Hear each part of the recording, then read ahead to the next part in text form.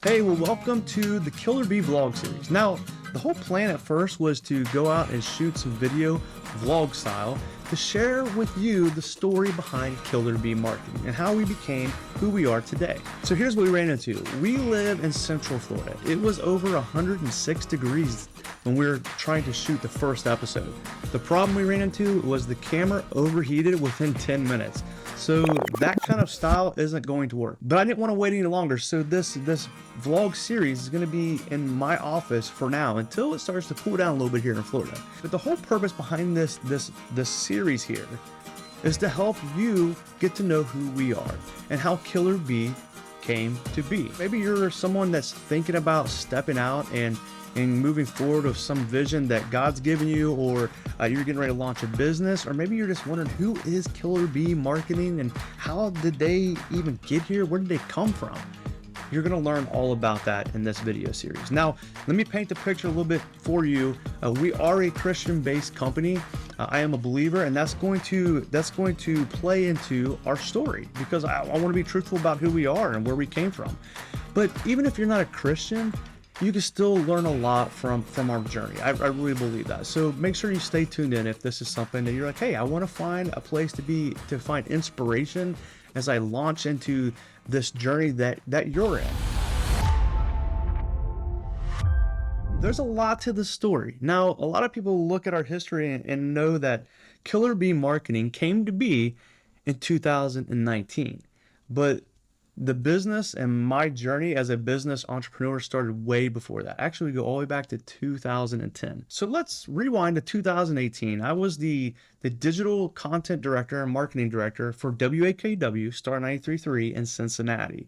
I've been working with the radio station for almost 7 years now.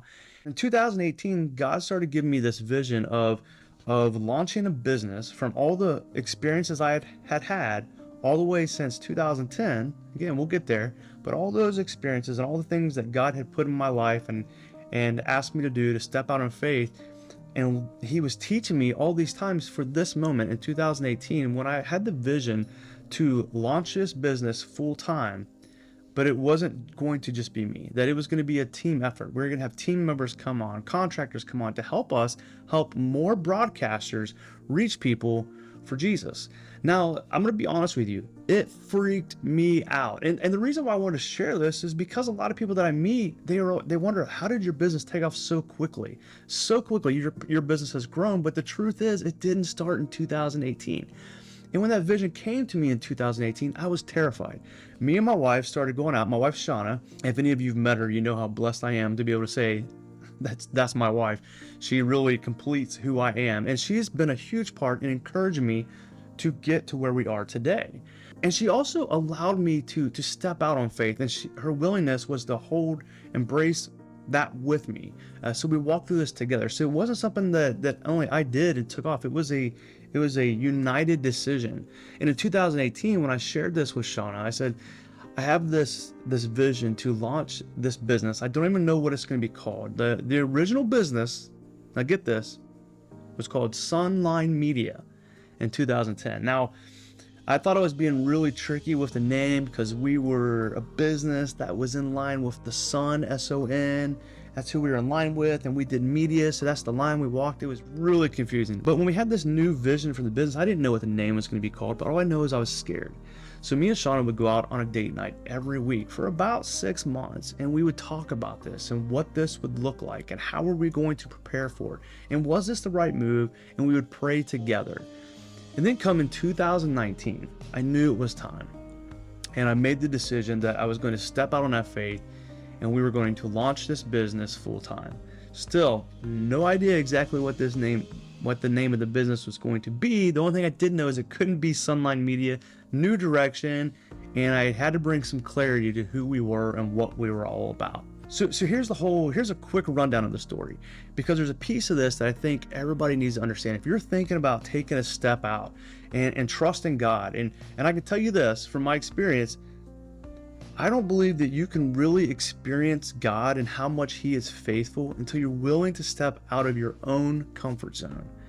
So in 2019, we had worked out a plan that I was going to give a notice, and that that I would continue with the radio station for the rest of the year. So we're talking about, this was like in October, August, September, October.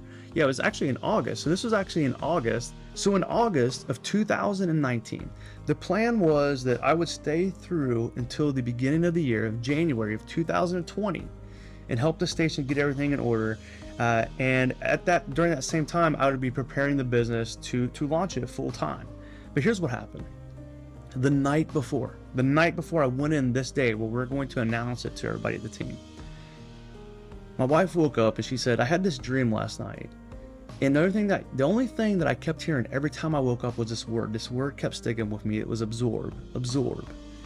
And when she woke up and I was getting ready for work that morning, she said it was all clear to her. And it was absorb this blessing.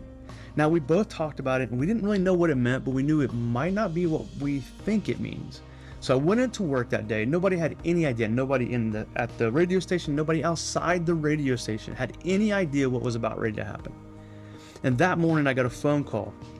And during that phone call, they had made the decision that instead of staying until the end of the year, that it would be best for probably me to go ahead and give a 30-day notice, which I was totally cool with. And here's the reason why. Normally, I would have freaked out. Because my plan was to get everything in order. I mean, this vision was given to me in 2019. I already knew I had dragged it out because I was trying to prepare and get things ready. But here I am at that moment, expecting that I got all the way till January, and I get the phone call that if this is the step that we're going to take, that we probably just need to go ahead and give a 30-day notice. And the thought that came to me right then was, absorb this blessing. It didn't seem like a blessing at all, but I knew it was a blessing even though I couldn't see the blessing yet. And I needed to soak that in. So my response was, no problem. Let's go ahead and announce it today. And the questions were, are you sure? Do you want to talk to your wife? And I was like, absolutely no. I'm totally sure. I know my wife supports me 100% because we both already knew. Even though it didn't look like a blessing, God was doing something. So we made the step that day to, yes, let's go ahead and announce it. 30 days, we're good. And we're trusting God. As soon as I hung up the phone, I had text messages coming in on my cell phone from people in the radio industry that I had no idea would be reaching out to me. But God was already working and orchestrating things on the back end that I never saw. So I think this is a good place to stop on the story in today's episode. Is there something that maybe is going on in your life right now that doesn't feel like a blessing? Maybe it's something that's not really going according to your plan. That could be a blessing in disguise that we need to learn to absorb. I know for me, as I continue the story, you're going to hear of multiple times that we had to learn how to absorb a blessing, even though it didn't seem like a blessing at that moment. So if you're enjoying this and you feel like this might be inspiring to you or helpful, make sure you click subscribe, and I'll catch you during the next vlog series, I guess. I don't know if we still call it a vlog series, but I'll see you right back here and we'll talk more about the KillerBee story.